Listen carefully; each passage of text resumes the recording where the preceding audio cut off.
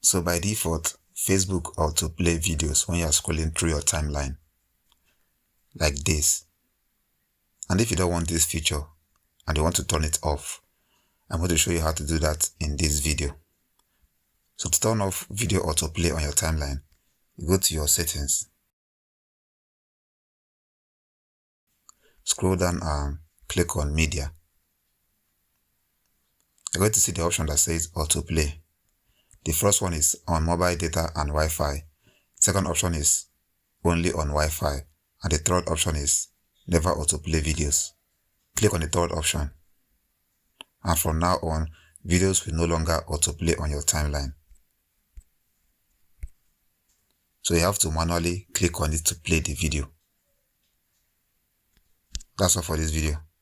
See you guys in the next one.